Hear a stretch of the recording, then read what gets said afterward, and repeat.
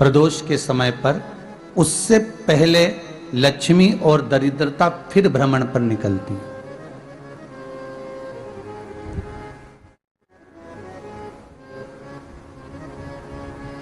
शिव भ्रमण कर कर जब वापिस आ जाते हैं, हिंदू धर्म में पीपल के वृक्ष की जो गणना वराह पुराण में करी गई है, 4 बजे से 7 बजे तक शिव के भ्रमण का समय बताया है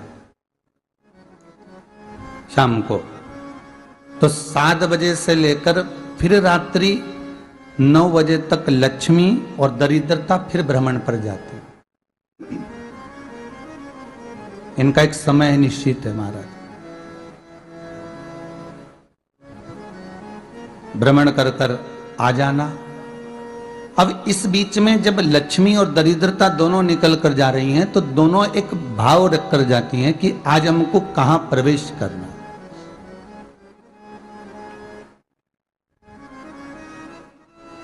आज हमें किस जगह पर प्रवेश करना है, आज हमें कहां पहुंचना है, आज हमें किस जगह जाना है। और जिस नगर में जिस मार्ग से लक्ष्मी और दरिद्रता निकल कर जाती है, ये दोनों का जब निकलना होता है, इनको स्थान दिया गया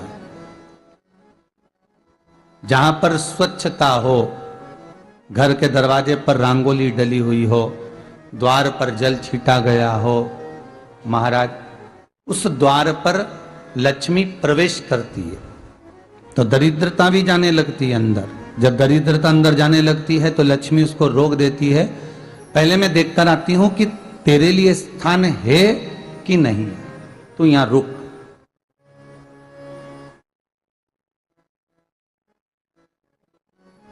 कुछ देर तक दरिद्रता बाहर खड़ी रहती है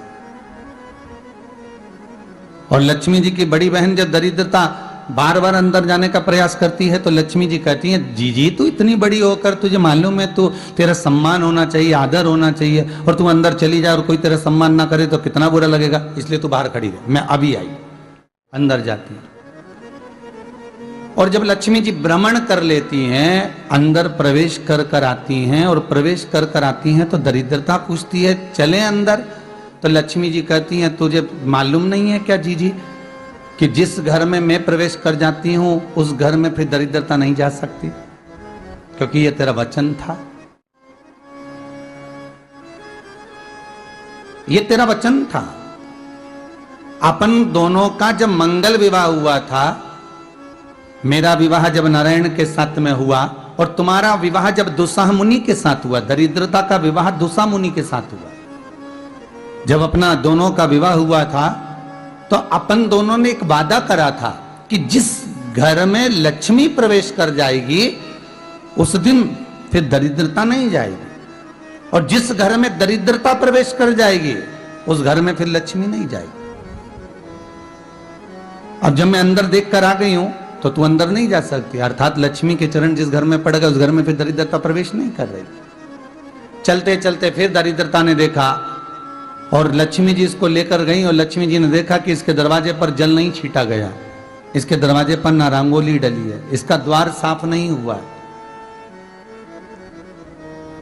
इसके द्वार पर दीप नहीं है, इसके द्वार पर कलश नहीं है, इसके दरवाजे पर ढेर सारा कचरा पड़ा हुआ है, कोई स्वान कोई कुत्ता गंदगी भी कर कर चला गया है, कहीं बिल्ली ने गंदगी कर रखी है, कहीं जीवों ने कुछ गंदा गिरा रखा है। तो फिर लक्ष्मी जी कहती है, जी अब मैं होकर आ गई थी ना, अब तू जा, तू होकर आ।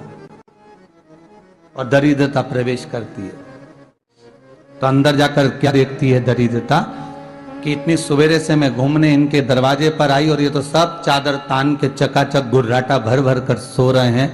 तो दरिद्रता कह देती है, तुम्हारा भाग्य ही बेकार है, तुम्हें क्या करूं, तुम ऐसे ही सोते रहो। और दरिद्रता गुस्से में बाहर निकल कर आती है, लक्ष्मी से कहती है, लक्ष्मी तू इसके घर में जाना ही मत ही। तो दरिद्रता को कहती है, जी तेरी बात नहीं मानूंगी क्या मैं? लक्ष्मी जी बोली, मैं तेरी बात नहीं मानूंगी, बिल्कुल नहीं जाऊंगी इसके घर में, तू चिंता मत कर, चल आगे चले। फिर आगे बढ़े। ये लक्ष्मी और दरिद्रता का प्रवेश है। आपके घर का द्वार आपके घर का दरवाजा। फिर निवेदन करूंगा एक बहुत सुंदर बात, हमें महाराष्ट्र से सीखना चाहिए,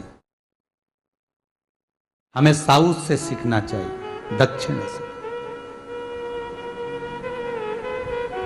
जिस समय पर भक्ति देवी यमुना जी के घाट पर रो रही थी अपने पुत्र ज्ञान और वैराग्य को गोदी में लेकर, समय देवऋषि नारद ने एक प्रश्न किया था कि तुम कहां पर पोषित हुई हो, तुम्हें ऊर्जा कहां से प्राप्त हुई? तो कहा मैं गुजरात से तो चली हूं। और वहां से चलती चलती भक्ति देवी कहती है मैं बहुत दुखी होकर, बूढ़ी होकर, द्रवित होकर, बड़ी दुख में वहां से चलते चलते जब मैं महाराष्ट्र में पहुंची तो मैंने वहां जाकर देखा कि वहां पर लोग हर पल हर घड़ी ब्रह्म मुहूर्त में उठकर स्मरण करते हैं, नाम जाप करते हैं और दरवाजे पर जल छीट कर रंगोली डालते हैं। तो कह रही है कि वहां पर मैं थोड़ी अवस्थावान होने लगी, वहां मुझे अच्छा लगने लगा। फिर जब मैं और आगे पड़ी, दक्षिण में जब पहुंची, वहां पर जाकर मैंने देखा कि सुबह से उठकर मंगलाचरण, मंगला स्तोत्र और वेदों की ध्वनि होने लगी। वहां पर मैं और आनंदित हो गई। हमें कुछ चीजें महाराष्ट्र से सीखना चाहिए कि वहां रहने वाले जो भगत हैं, वारकरी संप्रदाय के जो भक्त होते हैं, वैष्णव जो धर्म के भक्त होते हैं, उनका नियम है सवेरे के समय घर में पानी है कि नहीं है, पर जब भी वो घर का दरवाजे के बाहर थोड़ा ना थोड़ा पानी तो छींट ही देते हैं। और छींटने के बाद फिर वहां पर अपने यहाँ तो दिवाली पे रंगोली बनती है जी, और वहां पर रोज की रंगोली बन जाती है कि कभी हो सकता है परमात्मा राह भूल कर हमारे घर में प्रवेश कर जाए, इसलिए वहां प्रतिदिन की रंगोली, प्रतिदिन।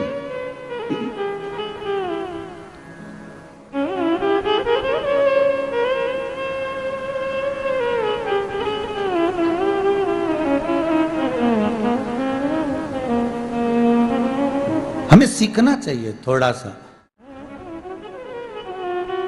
आज के जमाने में तो बहू अपने कमरे की झाड़ू लगा ले, वो ही बहुत बड़ी बात है। हो खड़ी खड़ी बहू ये देखती रहेगी कि नौकरानी सही से झाड़ू लगा रही, वहां से लगा के लाओ, इधर से हेड के ले जाओ, वहां से कचरा सोरो, वहां से पोछा लगाओ। खड़ी रहेगी, उंगली से बताती रहेगी, पर इतना नहीं बनेगा कि सेविका से, नौकरानी से, दासी से कह दे कि तू मम्मी पापा के कमरे की लगा ले, मैं मेरे कमरे की लगा लूंगी, तू जा उधर। थोड़ा दया का भाव अगर होता तो उसके मन में भी आता कि मेरी बड़ी सेठानी तो अपनी जगह पर है, पर छोटी तो सेठानी की भी बड़ी सेठानी है जो मुझ पर करुणा करती रहती है।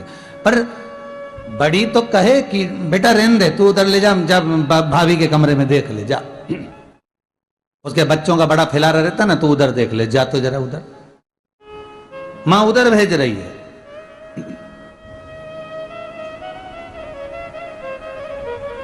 थोड़ा सेवा का भाव हमारे भीतर हो। और एक निवेदन तो हमेशा करा है और अब आज भी करता हूं, पूरे घर की सफाई करवाओ, पूरे घर में तुम पोछा झाड़ू जो चाहे करवाओ, मना नहीं है। पर एक निवेदन है, रसोई घर के अंदर बहू और बेटी ही जाकर भोजन बनाए तो अन्नपूर्णा सदा कृपा करती है महाराज। बहू और बेटी ही।